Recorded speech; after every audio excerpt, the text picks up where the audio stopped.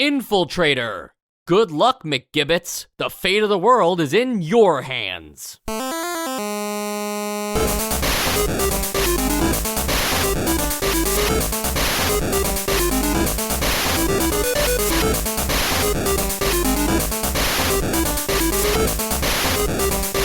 And welcome to Nostalgia, a chronological exploration of every NES game released in North America. I'm Mike. I'm Sean. And I'm Joe. Let it be known, as the manual states, that this is a top secret mission. Okay, this is not just a top secret mission. This is something that only Johnny Jimbo Baby McGibbets can handle.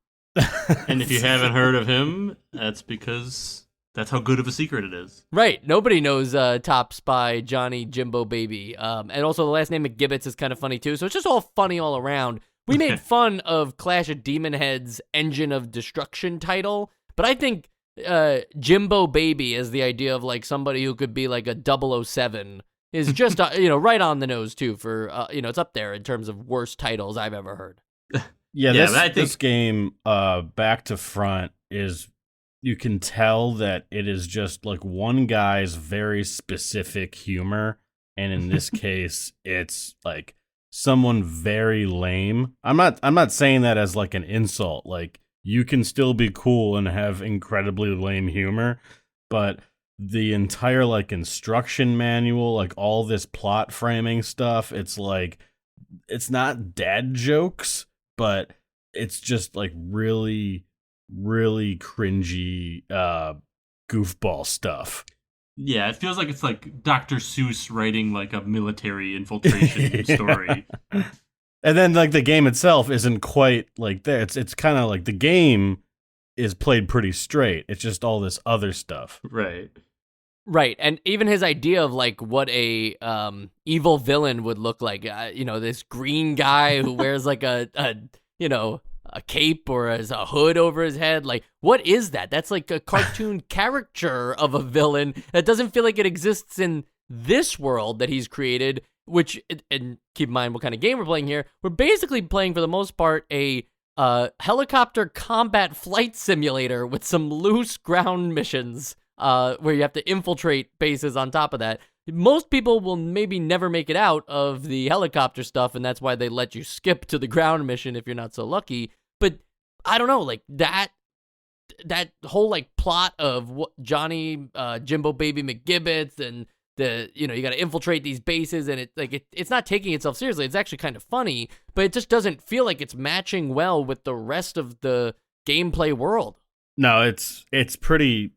There's definitely two worlds here. There's the again, like with how goofball the story and framing stuff are, like not only is he this like weird green guy in a mask, very classically cartoon villain in how he's illustrated, but it's also implying that he is the leader of a nation, like a sovereign nation, that has this kind of like, oh, I would have gotten away with it if it wasn't for you meddling kids, but it's specifically McGibbets that always like foils his international plans.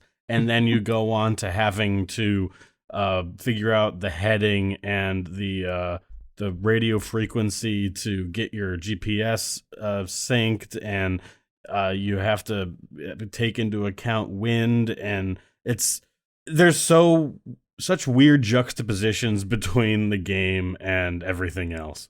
Yeah, because it really feels like with that opening that you're gonna go into some kind of Metal Gear Solid world, right? Or not Metal Gear Solid, but Metal Gear, like we played on the NES, like that kind of world where you're just running around, going inside of bases, collecting information, and trying to take down I think his name is just Mad Leader. I don't think they even gave him an official name or anything. Mad Leader. Yeah. So you're right, Sean. It is a little strange that when you finally do boot up the game, it does give you the option to start with the helicopter mission or go right to the ground mission. But the helicopter mission is the implied first thing to do. So if you start there, you see an incredibly detailed helicopter HUD that you then have to like you could do what I did. I started the helicopter, saw that, the engine was running and everything was going up. And then I immediately crashed my helicopter because I just didn't even bother to look at the controls yet. And turns out, I just wasn't using the yoke correctly, and I steered this thing straight into the ground without even taking it off, which is funny. I'm glad that it lets you do that, but that also told me what kind of game I was going to be playing with. So then I went back to the manual, and I think now I can fly a helicopter in real life. Yeah, it was I had the same kind of that same kind of feeling in the beginning. It was very much like that that side-scrolling, like World War II plane game. I forgot the name of it. Where you have to take off, and you think when you start playing this game, then like, oh, okay, I'll just press the button to go, and then it'll take off for me, and then you'll go right off the airstrip and crash into the field right in front of you. It was a pretty early game, if you remember it, but it's very much like that. Yeah, I always try to play the game for a couple minutes before looking at the manual, at least. But this one, I was just like, I took like one look at the cockpit, and I was like, I don't think there's going to be much of a chance. I couldn't even get to the point where I crashed because I never would have guessed that before you can do anything, you need to start the engine using the start button. So like, definitely like not like intuitive up to this point based on like the control schemes we're used to. I definitely needed the manual to do anything right off the get-go. Joe, that's because the start button is usually what you use to pause a game and then unpause it. So I guess they were just thinking, no, the start button is start your engines. Exactly. Yeah. It makes a lot more sense than it seems like it does, but just because we're conditioned to not think of the pause button as the start button as a something that like interacts with the game. Yeah, it's kind of outsider art in that way. Like, what do you mean? It's the start button. Yeah.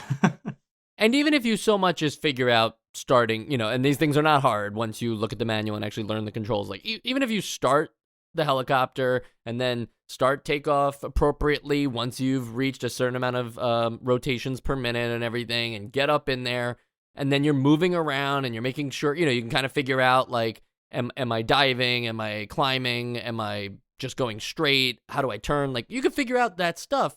It still doesn't mean you're going to find any success in this game, because there are so many, basically everything that it looks like can be pushed or can be like played around with on this helicopter actually can be. And you should be doing it, because you're going to have to be doing stuff like that, because you'll have to monitor your fuel. You'll have to, as Sean mentioned, put in the GPS coordinates on your radio to make sure that you actually have the location of the Mad Leader's base appropriately targeted. So this way you can follow that GPS and go where it wants you to, because otherwise you'll just be flying around for no good reason. And then you have to also measure, like, am I at an appropriate altitude, or are any of my emergency lights blinking? How's my battery gauge? It's like, I get it, but this isn't the game for that, right? Like, it's amazing that there's even anything else in this game other than just learning how to fly a helicopter in an empty grassland. Like, it's incredible that there are also, on top of that, enemies and an entire ground mission filled with all different other kinds of objectives and gameplay. Yeah, the main thing that you're, aside from the breathing and sweating and like all those like automatic like bodily functions is the simile I'm gonna use here. All those things like flying the helicopter and making sure you don't crash and you're actually going to a place. Like, the main thing that you're doing in this half of the game is like is like saying hello to people and playing a guessing game as to whether they're your friend or foe. Like, you're going to be going back to your radio, which, sidebar, the only place where not everything means something, like in your cockpit, is the radio, where you only really need to look at the top like fifth of the screen, and everything else is just blinking lights to make it look complex. And you have to say like, oh, hey, helicopter, who are you? And then the helicopter will be like, oh, my name's Buzz. What's your name? And then you'll have to be, okay, do I tell him that I'm that I'm an infiltrator, or do I pretend to be one of the evil empire? And then, depending on how you respond, it'll either start a battle because you picked wrong, and that plane, or sorry, that helicopter was actually somebody that's working for the evil guy when you thought he was working for the resistance, or however you want to phrase it. Or they'll just be like, all right, good to meet you, see you later. And then the fights start. So there's like 3 different aspects just to this mode, but you're always going to be struggling to stay afloat just flying the helicopter. Yeah, and Mike, I think to your point when you said like this isn't the game, yeah, we've had other games that have this simulating like first person flying some sort of vehicle, whether it's a plane or a spaceship or whatever. That I think I've said in those that I could see a state of mind I could be in where I get very invested in learning this and like kind of getting good at this simulation. But for this, it feels like it added this simulation thing for the sake of being thorough, but it doesn't complement the gameplay. I mean, the fact that, like you said, you have to type in the what is the exact, not coordinates, but whatever the number is on your GPS, if you will, whatever the heck this is. And all you really are doing is going into one of these submenus, finding the number, going out of the submenu, and putting the number in. It's like that doesn't translate to any sort of interesting or fun gameplay. It's just like a thing that you shouldn't forget to do, which I can understand that in something that is more of a simulation, but this feels like it is supposed to be more of like an adventure. You're on a stealth mission. That just feels like this extra bit that doesn't fit here. I mean, I kind of like the idea of something that tries to represent every aspect of whatever the game is about. Like in Gran Turismo, it's not just about racing, it's about tuning your car and like getting licenses for something. And I don't know, in some other games you'll like, getting sponsors and then whatever else. Like I kind of like that, and like it's sort of like the version of that for a 8-bit stealth game, which I don't think is a bad idea on paper. The problem here is that this is very much a simulation to the T, made by somebody that doesn't understand anything, which I think is cool in its own way, but it very much comes across like, oh yeah, this 3-digit number is just a GPS for any. You could put in a 3-digit number, you could go anywhere, and you will know this from some other screen on your laptop in your helicopter. Like, none of it makes sense, but all the details are there. Yeah, I mean, it's like you're calibrating it in some way or whatever. Like, what my issue with it is, it's not like you can get it wrong. It's not like you can screw it up or not be able to find the number. The number's just there in the menu. You just got to plug it in every time, which just makes me feel like, why isn't it just there already? Like, yeah, right. Sean, I don't disagree actually with what you were saying with Gran Turismo and like NBA 2K games or something that, like, they include like some extra flair into them. But you got to remember, in Gran Turismo, even if you go to like the driving school to get your different driver's licenses and you have to pass the tests and then you have to buy some weird car and tune it up, and you don't think about that kind of stuff when you're playing a more like Cruising USA or something. But now it's like, well, what do I want fifth gear to be? Like, you have to set that stuff in Gran Turismo for it to really work, but it's always about driving. Yes. This game is like if No Man's Sky also took the, like, space ship exploration part and made it so that you had to, like, read up on, like, how they traveled to the moon and, like, how those how spaceships, like, actually work and how to, like... Yeah, that makes it more a parallel to, like, something closer to Elite Dangerous. Which is just, yeah, simulating things that don't exist. That's a better analogy there. Yeah, and I guess what I mean is just that No Man's Sky understood the assignment for the spaceship portion. Like, that game lets you do so many things. That's what the whole game's about. But it understood where not to add unnecessary features. Yeah. And I feel like the problem that this one has is if it was just about flying a helicopter and sneaking past enemies in order to get to the base, you might be able to get away with that. But because it mostly relies on the part that you were talking about where you're just using the radio to ID other aircrafts as soon as you possibly can in order to avoid combat, the ID codes is not only a weird gameplay experience because it's the one thing that doesn't have to do with flying the actual helicopter. You're in a static screen when you're in the radio portion. It's not like the helicopter is still moving or anything. You just see an aircraft, you immediately ask for an ID because if you don't ask for the ID, then they will ask you for an ID, in which case you'll have to guess. But if you ask them first, this is where the game kind of gets broken, because first, there's no way to know. Like, the first time you play this game, there's no way to know without cheating whether somebody is good or bad. But then, on all future versions of this game that you ever play ever again, there's only like 12 ID codes. So as long as you can remember the 6 on the good and the 6 on the bad, you'll never struggle again with having to do any kind of helicopter combat, which is like half of the complicated features of this mode. And it just basically becomes a helicopter flying simulator where you're just waving, pretending to be the good and the bad guy, depending on who shows up, and then sneaking your way into the ground. Well, the one thing that they did say in the manual, and I don't know if I ever came across this because I was never perfect at IDing these guys, is that there will be some that always attack you because they've got helicopter madness or something. No matter how you respond, they've just been in that helicopter for too long. So there's always a chance that you'll get. It's not a submarine. How long could you be in a helicopter? No, I don't know. That they've been infiltrators for too long. I don't know what the actual explanation is. This is like we've been in the air for too long.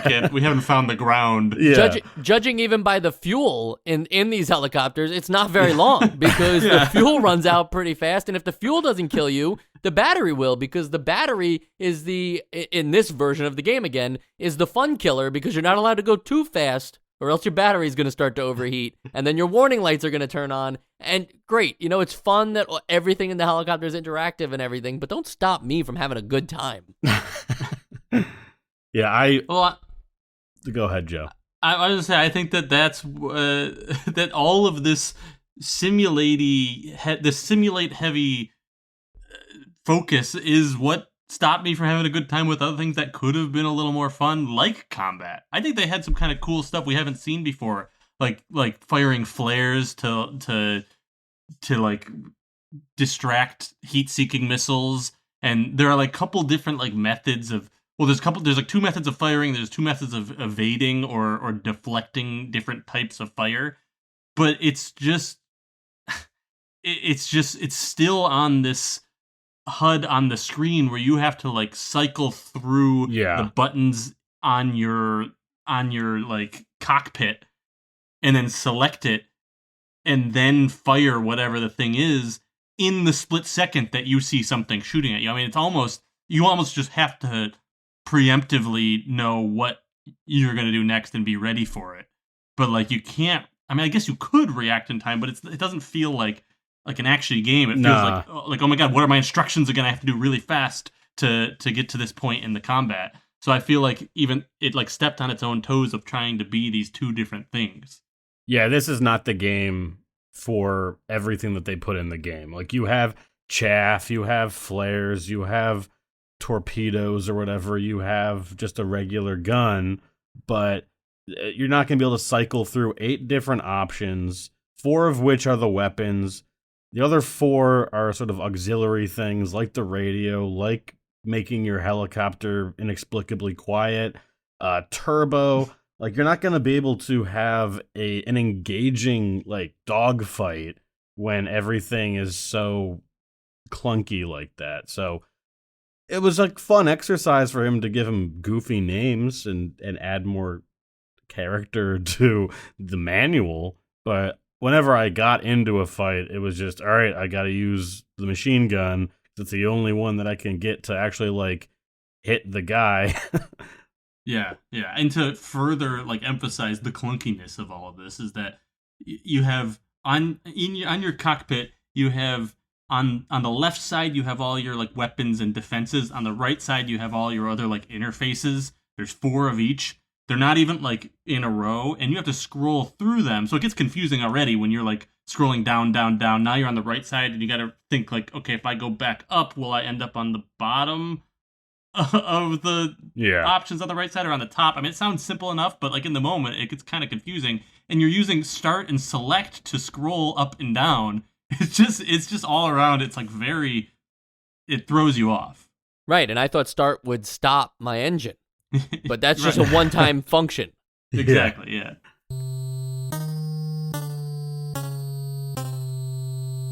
All right, so say that you manage to get to the secret base of the Mad Leader, which isn't like the main hideout. There's several. That's like the gameplay loop. Is first you fly the helicopter, program the coordinates using the automatic direction finder, and then when you get there, you have a ground mission. And in these ground missions, it is more like Metal Gear on the NES, that kind of layout. Not exactly a top-down, but you get the idea. You're walking around a compound, you have to sneak your way around, and then get inside the buildings, one of the buildings, hopefully the correct building, and find a security key card that will then let you gain access to a specific thing for each level. So, in one mission, it's collecting chemical containers, and in the final mission, it's about exploding his missiles in the missile control rooms that are spread out throughout the thing.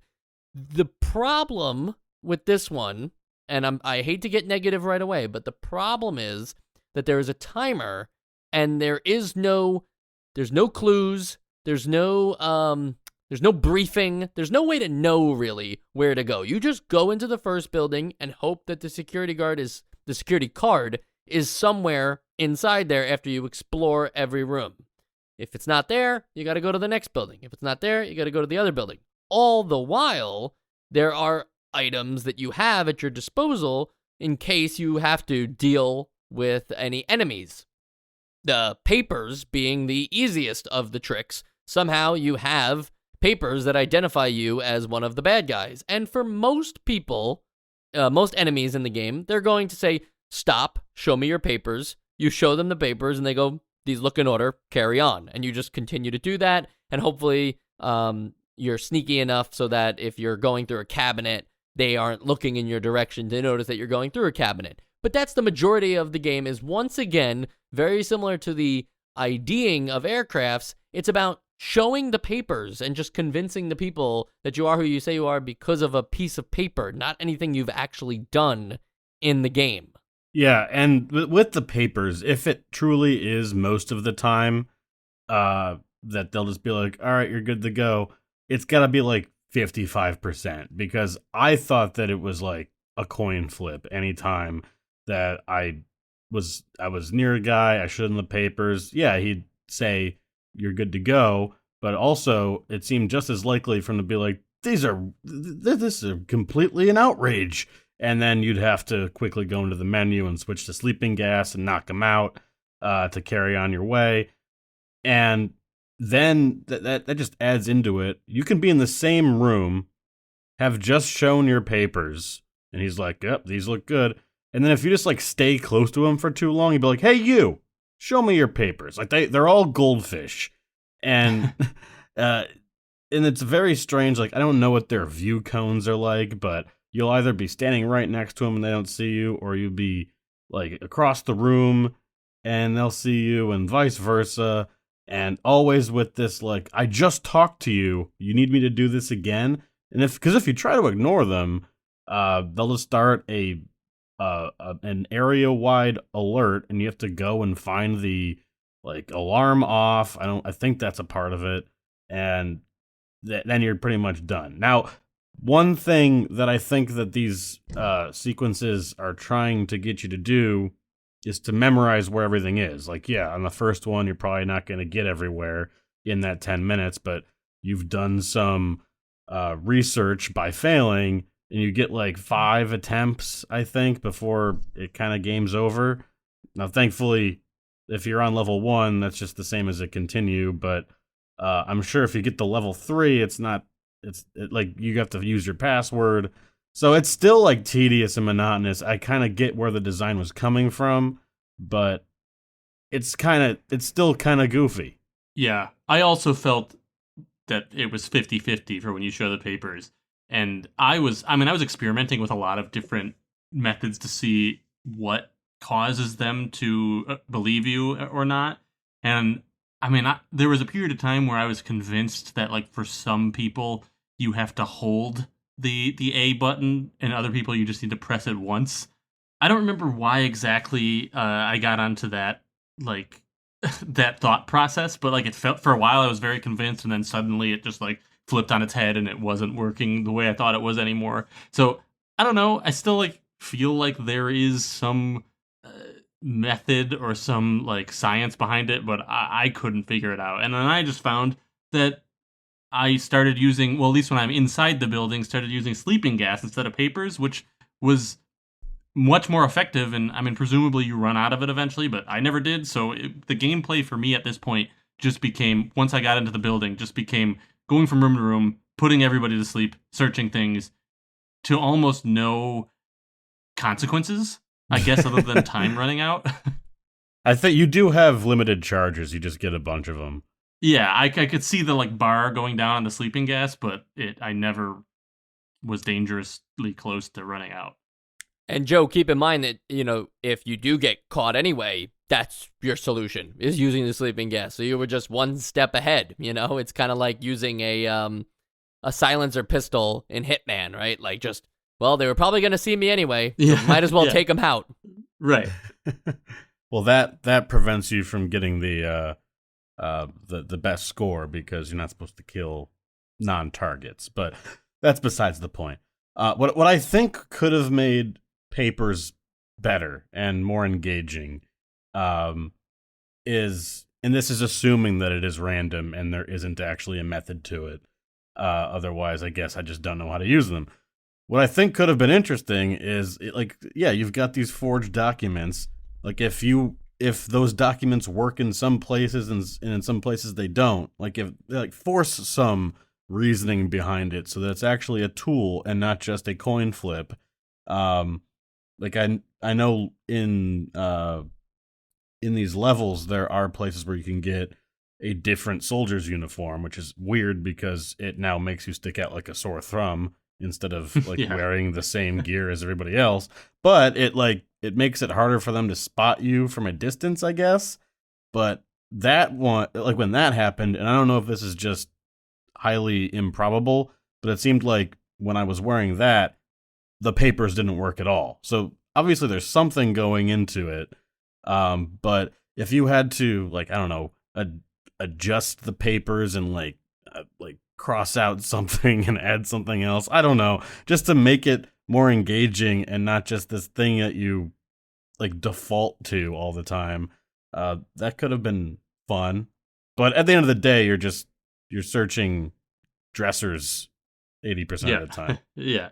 And I just want to say that I mean, like I said, I thought that there was some method to, like, maybe holding down the button at some points. I don't know if that's true, but I'll say that if I am right on that, that's really stupid. Like, for a game that's like trying to, like, simulate so much, what would that be simulating? Like, some people respond better, like, some people need to, like, really read it, and other people, like, might catch what's wrong with it, so you got to pull it away really fast. I don't know. Like, you're holding it longer in front of their face or something. I don't know. Like, it just feels like no matter what, like, little thing might change it. If there is something, like, why would that be the case anyway? Pulling it away too fast is just suspicious. Yeah, but then other people holding it there for too long, it's like, okay, I get it. Like, I'm gonna shoot you.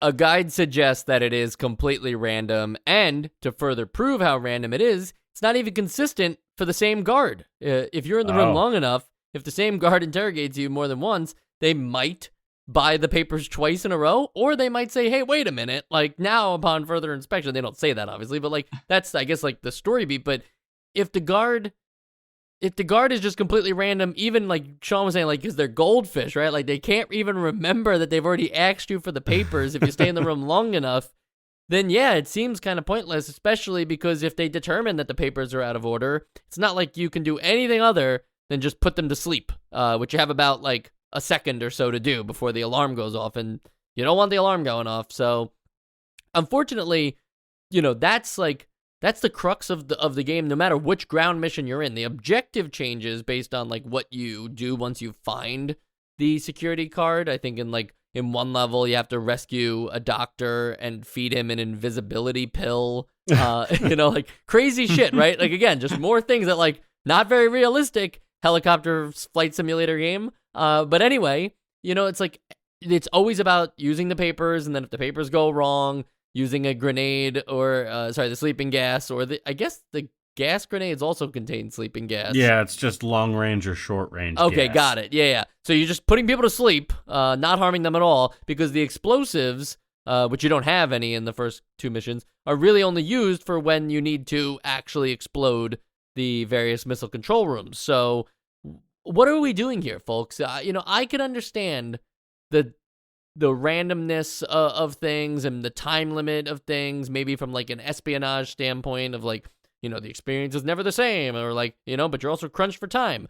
I don't understand the lack of clues and briefing that would be required to do this correctly. Some kind of deduction for this expert spy who goes by the name of Jimbo Baby, which is, again, like not a name that you would give yourself, not necessarily a name that like a spy would go by, but here we are anyway. Jimbo Baby has decided that the only way to defeat these missions is to be a spy with the ability to hit a reset button, because that's essentially what you have to be doing is that like you learn from your past playthroughs and you travel through time and you go back to the part where now you realize that with 10 minutes again, I can do it right this time. You're not some type of, we've been saying Solid Snake or Hitman, like you're not that kind of spy. You're just a spy with the trick to, replay missions.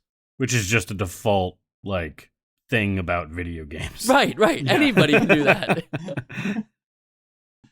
Also, we didn't talk about like one other element that like is I guess is almost barely worth mentioning because it really is insignificant anyways, but there's the mine detector. It's like a whole like section of the game before you get into the building where you're in a minefield. Oh, it seems like it could be interesting. Yeah, I know that. Sorry, no, that's fine. The minefield is something that I didn't even notice until like my 3rd or 4th attempt in this walking path, because I just kept going straight down, and there's only mines in like one screen. I feel like. Yeah, that's what I mean. It's like I think it is just the one screen, and the mine detector. All you just need to do is hold A while holding the mine detector, and then you can't get hit by mines. They'll just appear when you walk over them. So it's not like there's a challenge, or you just got to remember, like, when I'm in this spot, hold the mine detector, or else I'll probably blow up. So it's like, cool I don't know, it's just like, it's not really gameplay, it's just like, don't forget to equip the mine detector in this one spot of the game. Like this, the menu of your items has 5 items. One of them is the mine detector, which you use for like a split second. It just feels so unbalanced. Yeah, and one of them is the explosives that you don't even use in the first level. Yeah. So Infiltrator on the NES is actually Infiltrator 2 The Next Day, which is a funny subtitle for a game. I like that. As if, like, he did this crazy mission in the first game, and now the very next day, he's got another crazy mission with the Mad Leader. But because the original was never released on the NES, they used the sequel, which is interesting, right? But to use the sequel and then just call it Infiltrator, that's some Final Fantasy bullshit like that we were talking about in the Genghis Khan episode too, Sean. It's just funny how many times these things happen, but then other times some games will just jump right to using the sequel and just being like, yeah, the original was only in like arcades or on computers. Like you just play the sequel, it's fine. You don't need to know. But this time at least I feel like this is appropriate. Call it the first game because it is the first game to probably most audiences, and then who cares about what happened in the first one or the previous day? This is all about what's happening in this game. Computer Gaming World awarded this game, when it first released on computers, 0 stars and described it as even worse than the original. Well, from what I was seeing, like it's almost identical. So I really wonder what they did to make it worse. Well, because originally it was on a computer, right? No. Well, both were on a computer. The second one would have too. Yes. Oh yeah. Before it switched over. So you're not even talking about the review. Was not talking about the NES version. It was just talking about the second one. Yeah, it's very hard to tell the difference. I don't know, to be honest, like what what the differences are. I didn't have any of the compute. Like I wasn't gonna try to boot up on an Apple II or an Atari 8. I think they were called Atari 8. They're 8-bit Atari systems. I didn't have anything like that. Oh no, it's Atari 400, I think. See, they always gave weird numbers to these Atari systems. Yeah, Because you had the Atari never... 2600, which was a home console, but then the Atari 400 is a computer, and it's like, is the 400 like that many times less powerful than the console? I never thought too hard about it. Right. And this was one of the games that got a Worlds of Power novelization through Scholastic Books. So unlike the baseball game that we just had recently, what was that game? Bases Loaded 2, the second season. Unlike that, which had no lore whatsoever, at least this time they had plenty to work with Jimbo Baby. So yeah, I guess like if there's one Worlds of Power book I'd be interested in reading, it's the expanded version of what I read in this manual. Yeah, if for no other reason than like I forgot the developer of this, even though it's on the first screen. He seemed to be really into whatever he wrote. Are you talking about Chris Gray Enterprises? Yes, Chris Gray and his brother who did some art, I guess. And sometimes that works. Sometimes all you need, we've seen it, is you just need a guy or two guys working on a game and doing impressive stuff. I don't see it here. I don't see the impressive stuff. Yeah, it does actually, though, make me feel a little more guilty for ripping this game apart. Just be like, oh, I know the guy's name. He's right there on the screen, the poor guy. It's okay. He's not listening.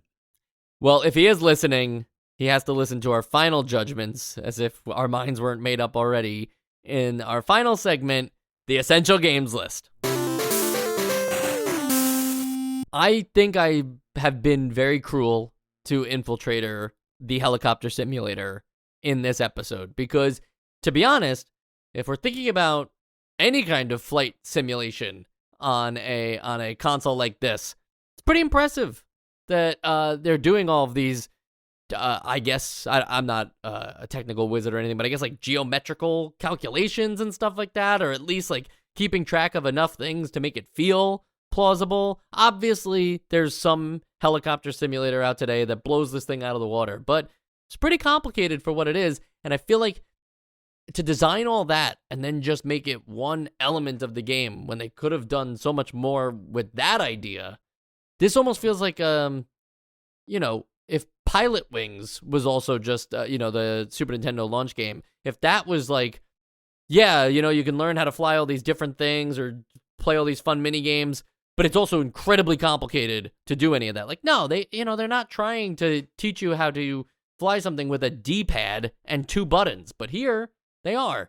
And I feel like that soured me, but when I think about the actual gameplay of the dogfighting or the lack thereof, if you can crack the ID codes, or the espionage of the ground missions, or the lack thereof if you just happen to show your papers to the guy, there's just a lot of like non-game happening in this video game. There's just a lot of like passing the time in these timed missions to do absolutely nothing because you might not even be in the correct building. How can I put this on the Essential Games list? It's a no for me. Sean? Yeah, I also feel like we've been much louder about the bad than we have been about the good, because yes, I will second that this is still an impressive game, especially by a single person. Like this Chris Gray, I feel like is cut from the same cloth as Will Wright, who we played a game earlier in the podcast called Raid on Bungling Bay. It's still one of my favorite weird experiences, and it also centered around flying a helicopter around.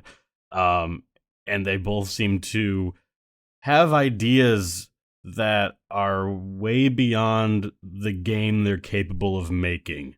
Like Infiltrator tries to be so big and do so much and give you the full spy experience, written by a guy that doesn't know how spies work. In the same way that Will Wright tried to make the everything game with Spore and kind of failed miserably, even though it's still kind of cute and fun in some ways.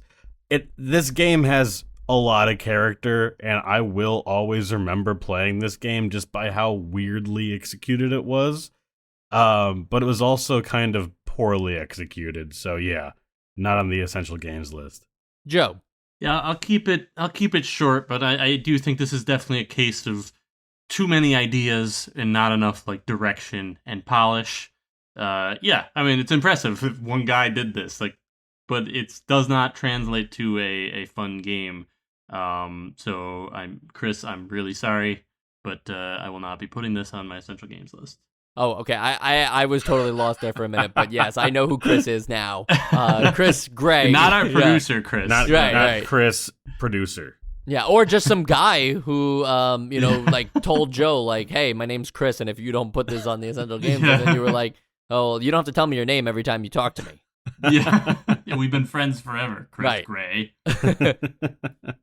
Next week, another shot at the essential games list for a game known as Kings of the Beach, which I can only imagine is some kind of sandcastle building simulator, or lack thereof, maybe.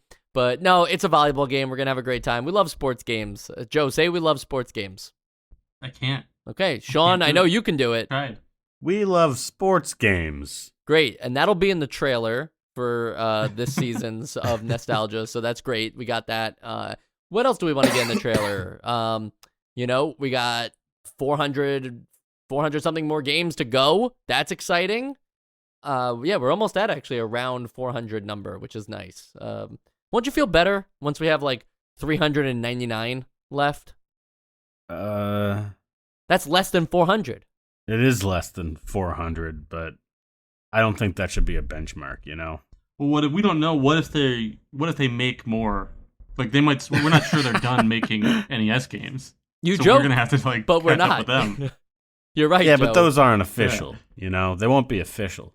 No, but what if Nintendo is like, actually, here you go? All right, then we're going to change the intro to this show to be, just add in the first run of every NES game. Yeah, because we refuse to do even one more over the 673. No, that's when my contract ends. Yeah, my indentured contract. That's it. Signed while I was drunk with Mike. Yeah, I always get people to sign contracts while they're drunk. That's the best time to get a contract signed.